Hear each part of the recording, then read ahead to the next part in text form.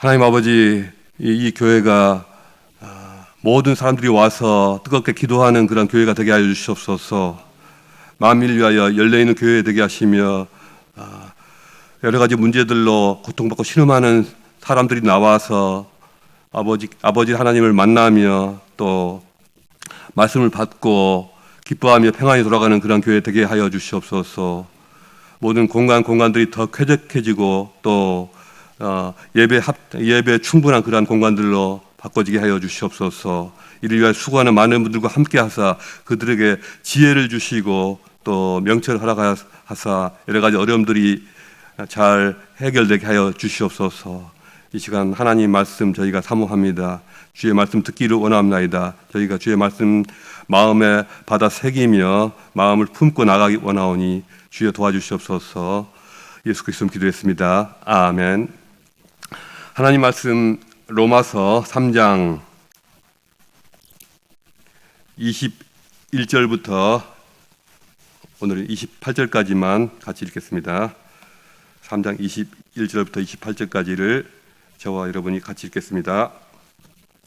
이제는 율법에 하나님의 한 의가 나타났으니 율법과 선지자들에게 증거를 받은 것이라. 곧 예수 그리스도를 믿음으로 말미암아 모든 믿는 자에게 미치는 하나님의 의인이 차별이 없느니라. 모든 사람이 죄를 범하였음에 하나님의 영광에 이르지 못하더니 그리스도 예수 안에 있는 성령으로 말미암아 하나님의 은혜로 값없이 의롭다 하심을 얻은 자 되었느니라. 이 예수를 하나님이 그의 피로써 믿음으로 말미암는 화목제물로 세우셨으니 이는 하나님께서 길이 참으시는 중에 전에 지은 죄를 간구하심으로 자기의 의로우심을 나타내어 하심이니 곧 이때 자기의 의로우심을 나타내사 자기도 의로우시며 또한 예수 믿는 자를 의롭다 하려 하심이라. 그런즉 자랑할 때가 어디냐? 있을 수 없느니라. 무슨 법으로냐? 행위로냐? 아니라 오직 믿음의 법으로니라. 그러므로 사람이 의롭다 하심을 얻는 것은 율법의 행위에 있지 않고 믿음으로 되는 줄 우리가 인정하노라. 아멘. 이 말씀을 가지고 인간의 의, 하나님의 의라는 제목으로 같이 나눠보고자 합니다. 오늘 본문의 내용은 복음 중에 복음이요 또 기독교 복음의 핵심이 될 만한 그런 말씀입니다. 사실 매우 신학적인 내용인데요. 그러면서도 우리 신앙에 있어서 또 영성에 있어서 절대적인 기초가 될 만한 그러한 말씀이기도 합니다. 로마서 3장의 어제 본문에서 인간은 모두 하나님 앞에서 죄인에 불과하며 이 점에서 유대인이나 이방인이나 전혀 다를 바가 없다고 그렇게 못 박는 것을 봤습니다. 성경에서 말하는 죄란 하나님으로부터 벗어나서 멀어진 상태를 말합니다. 구약시대 이스라엘의 선지자들이 고발한 것은 백성들이 단순히 금기를 깨거나 어떤 종교적인 금기를 깨거나 외형적으로 어떤 법을 어기는 행위를 한 것, 그런 것만이 아니었습니다. 단지 그런 것이 아니라 이스라엘 백성들의 죄는 근본적으로 하나님의 거룩함에서 멀어짐으로 인해서 하나님과의 관계가 파괴된 상태, 또 그분이 주신 신뢰를 배신한 것을 의미했습니다.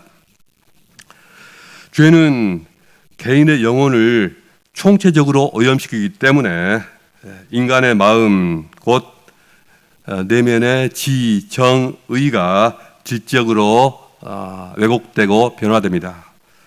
지적으로는 사고 구조가 왜곡되면서 우둔하고 어리석어집니다. 죄로 인해 또한 정서적으로도 질적 변화가 일어나서 좋아하는 것과 싫어하는 것이 정반대가 되고 뒤집어집니다. 더러운 것을 좋아하게 되고 거룩한 것을 싫어하게 되는 것입니다.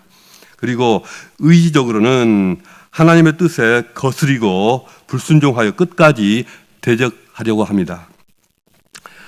성경에서는 이러한 죄와 반대되는 상태를 의라고 말합니다.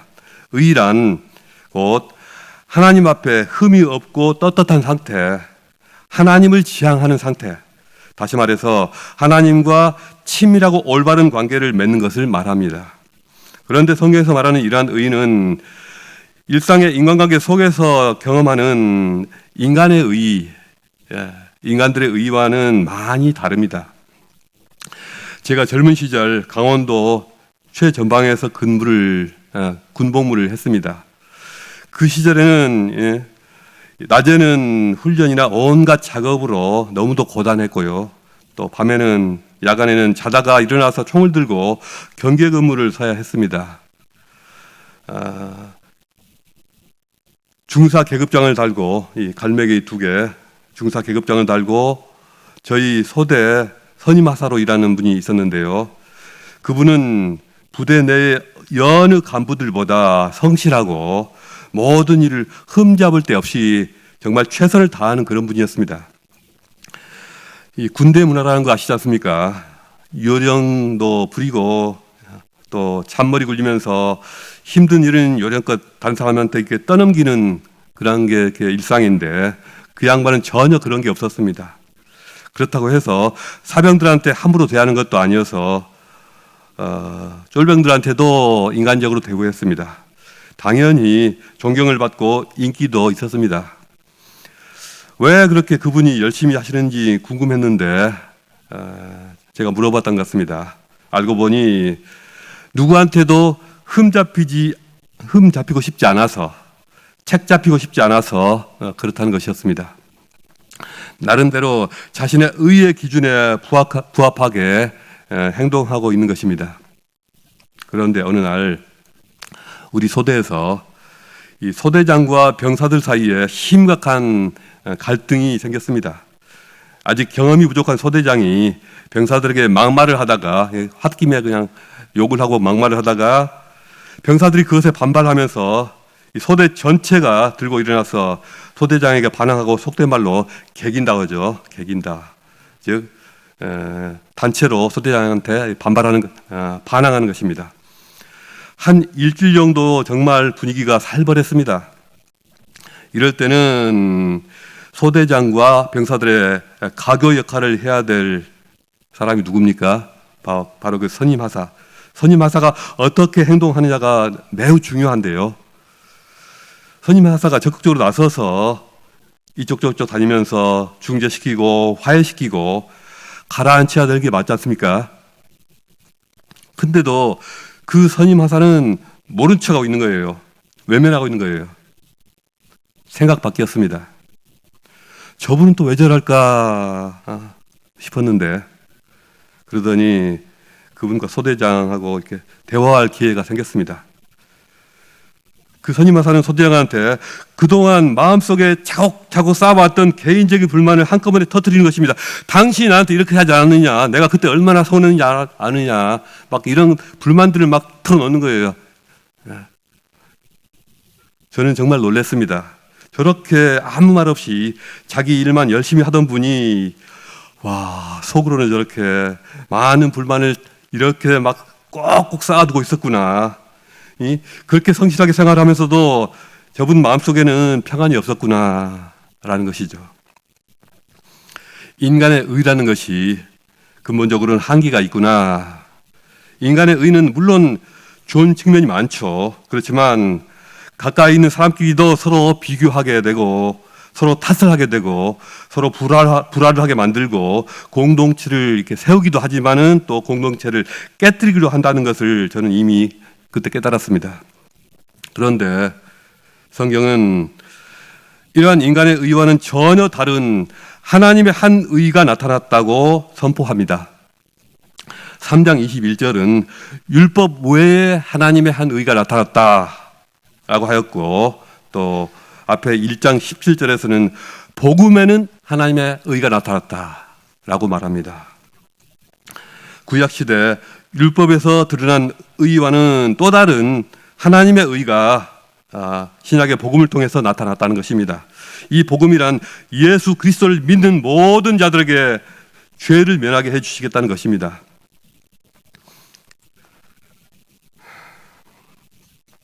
모든 사람이 다 죄인으로서 오랫동안 비참한 전과를 쌓아왔고 하나님께서 기대하시는 그 영광스러운 삶을 살아낼 능력이 전혀 없다는 것이 입증되었습니다.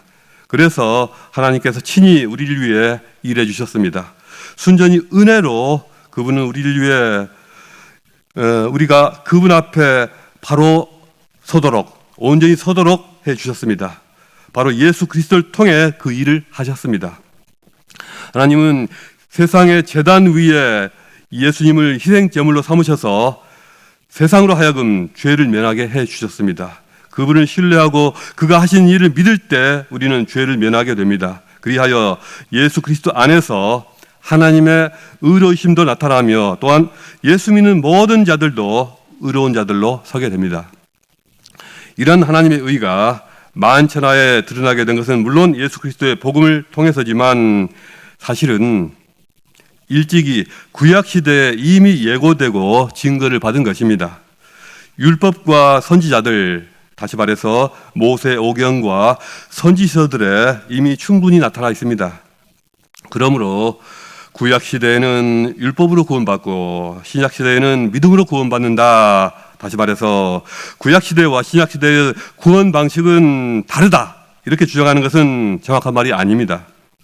사실은 구약에서도 이미 믿음에 의한 구원이라는 원리가 수없이 나타나고 있습니다.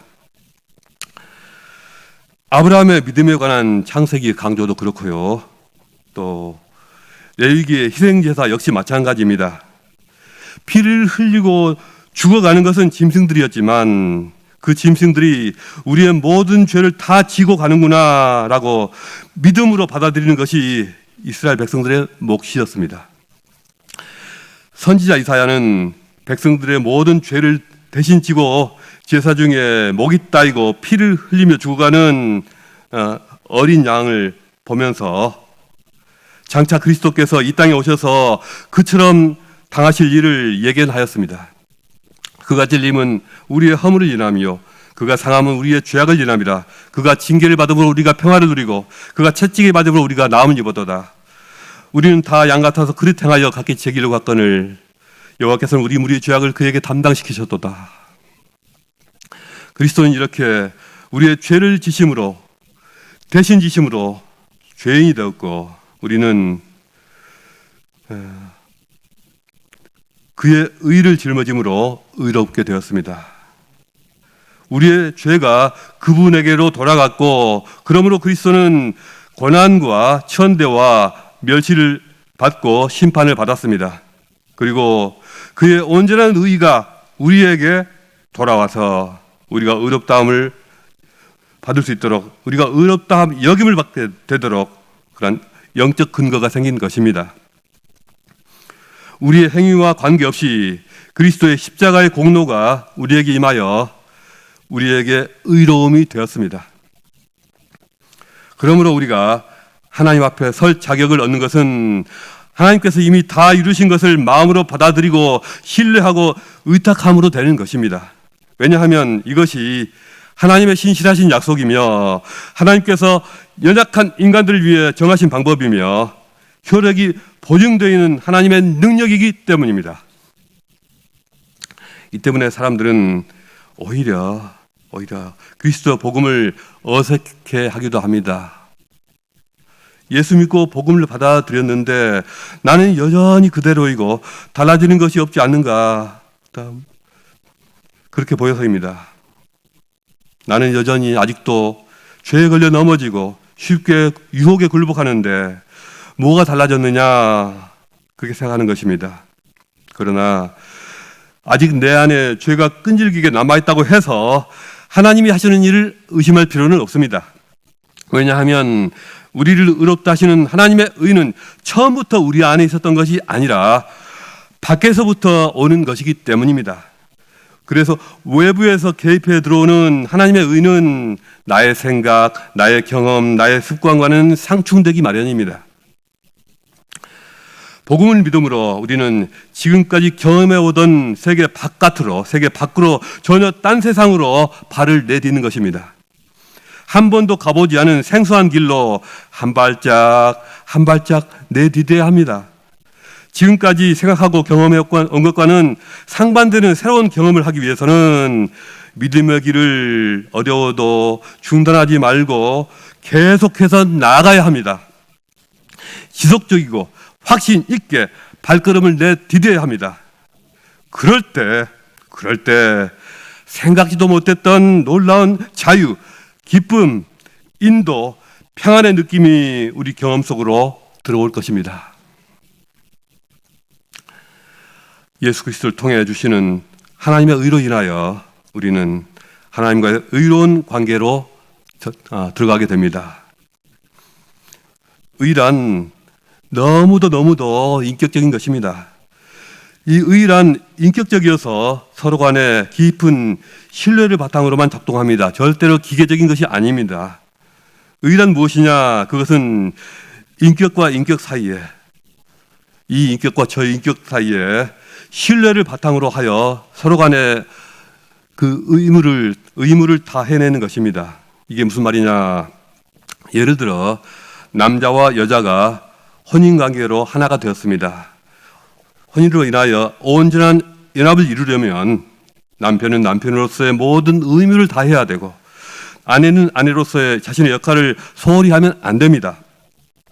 만약에 남편이 가족을 팽개치고 도박장에만 파묻혀서 자신의 모든 재산을 탕진한다면, 혹은 아내가 가정을 팽개치고 딴 남자를 만나고 다닌다면 이 가정은 모든 신뢰가 깨지고 가족으로서의 존립도 어려워질 것입니다.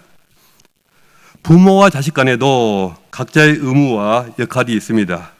그 의무를 다 해야지 그 관계가 지속적으로 성립하고 의의 관계가 유지가 됩니다.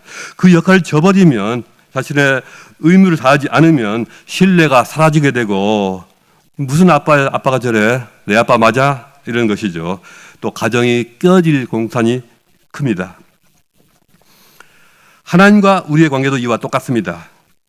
하나님께서는 예수 그리스도 안에서 우리를 당신의 자녀로 받아주셨고 우리의 아버지가 되셨고, 그래서 자녀된 우리를 위하여 아버지로서의 모든 의무를 다하십니다. 한시도 우리를 잊지 않으시며 한시도 우리를 시야에서 놓치지 않으시며 늘 우리의 기도를 들으시며 우리를 위하여 일하십니다. 이 하나님의 신실성은 예수 그리스도의 피로 확증된 신실성입니다. 이렇게 신실하신 아버지께서는 우리에게도 자녀된 자로서의 의무를 요구하시는데요. 어떤 의무냐? 오직 한 가지 의무만을 요구하십니다. 자녀된 우리는 그 한 가지 의무만 다하면 모든 것이 오케이입니다. 반대로 우리가 이 의무를 다하지 못한다면 하나님과 우리의 신뢰관계는 금이 가게 되고 하나님과 관계는 성립하기 어려워집니다. 그 의무가, 단 하나의 의무가 무엇입니까? 그것은 우리의 믿음입니다. 자녀된 우리에게 믿음만을 요구하십니다. 믿음이란 아버지 되신 하나님을 신뢰하는 것이며 그분을 존중하는 것이며 그분의 말씀을 잘 받드는 것입니다. 그렇기에 우리가 하나님을 신뢰하지 못하는 것이 죄가 되는 것이고 그분의 약속을 붙잡지 못하는 것이 죄이고 그분의 말씀을 거스리는 것이 죄인 것입니다. 우리에게 믿음만을 요구하시는 하나님의 의가 우리에게는 두려움이나 불안이나 이런 것들 대신에 놀라운 평안을 가져다 줍니다. 마치 갓난아이가 엄마 품속에서 누리는 안전과 평화와 똑같은 그러한 평화를 누리게 됩니다.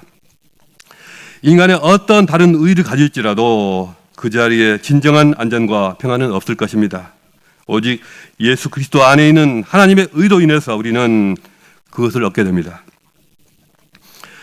믿음만을 요구하시는 하나님의 의는 또한 교회 공동체를 건강하게, 튼튼하게, 안전하게 지켜주며 하나님 나라를 온전하게 보존하는 원동력이 됩니다. 생각해 보십시오.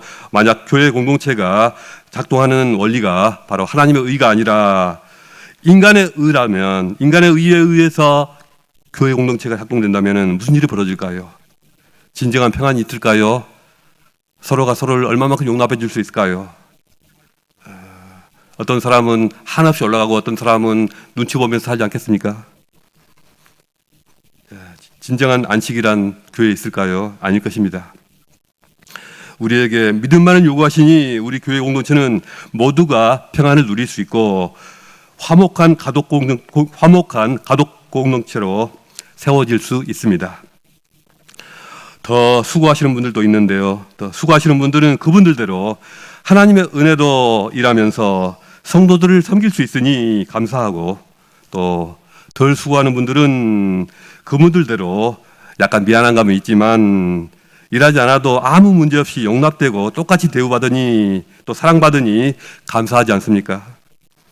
장차 우리가 누리게 될 하나님 나라는 얼마만큼 아버지의 사랑과 주님의 은혜로 차고 넘칠까요? 우리는 찬송하고 또 찬송하지 않을 수 없습니다. 우리는 믿음만을 요구받고 있습니다. 우리의 삶 속에는 아직도 고민하고 있는 많은 문제들, 아직도 해결되지 않은 일들이 쌓여 있습니다. 그 가운데서 우리는 신실하신 하나님을 믿고 그분을 의탁하며 평안한 마음으로 기도하며 기다립시다. 우리 삶의 모든 일 속에서 오늘 일뿐 아니라 내일 일 속에서도 함께 하실 주님을 기대합시다. 우리가 행하는 일에 하나님께서 응답해야 하신다고 생각하지 말고 하나님께서 행하시는 일에 우리가 전심으로 신뢰하며 온 힘을 다하여 응답합시다. 이것이 우리의 기도가 되길 원합니다. 이런 기도 제목을 가지고 각자 자유롭게 기도하시다가 돌아가시겠습니다.